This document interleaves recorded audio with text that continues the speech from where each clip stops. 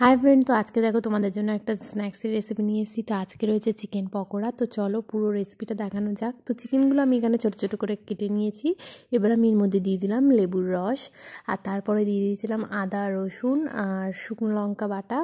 তো এরপর আমি দিলাম স্বাদ মতো নুন, দিয়ে দিলাম 1 টিস্পুন হলুদ গুঁড়ো আর 1 টিস্পুন গোলমরিচ গুঁড়ো, আর গরম মশলা গুঁড়ো দিয়ে দিলাম 1 টিস্পুন। দিয়ে ওর মধ্যে দিয়ে দিলাম একটা ডিম। দিয়ে সমস্ত কিছু আমি ভালোভাবে মিক্স করে নেব।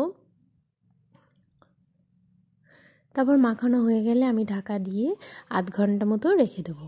তো দেখো ম্যারিনেট হয়ে গেছে। এবার আমি এর মধ্যে দিয়ে দিলাম 2 চামচ বেসন, দিয়ে দিলাম 3 থেকে 4 চামচ কর্নফ্লাওয়ার, দিয়ে সমস্ত কিছু আমি ভালোভাবে মাখিয়ে নেব। মাখিয়ে একটু হালকা আঠা আঠা মতো হবে মাখানোটা।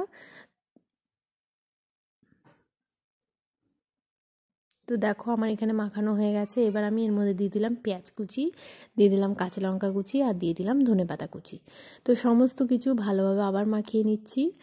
এদিকে একদিকে আমি কড়াইতে তেল দিয়ে নিয়েছি। তেলটা গরম হয়ে গেলে আমি এক এক করে চিকেন পকোড়াগুলোকে ছেড়ে দেবো। মোটামুটি হাই টু মিডিয়াম ফ্লেমে পকোড়াগুলোকে ভেজে নিতে হবে। তো এখানে দেখো পকোড়াগুলো আমার এক পিঠ হয়ে গেছে। এবার আমি পরের পিঠটা উল্টে দিচ্ছি। তো আরেকটু লাল লাল হতে হবে। তো দেখো অনেকটাই লাল লাল হয়ে এসেছে। তো এখানে দেখো আমার চিকেন পকোড়াগুলো একদম লাল লাল হয়ে গেছে। এবার আমি পকোড়াগুলোকে তুলে নিচ্ছি। দেখো দেখতে কত সুন্দর লাগছে। তো খুবই সহজে দেখো তৈরি হয়ে গেল আমাদের চিকেন পকোড়া। এরপর আমি দিয়ে দিলাম একটু চাট মশলা। তো তোমাদের কেমন লাগলো অবশ্যই কমেন্ট করে জানিও, আর লাইক শেয়ার করতে ভুলো না।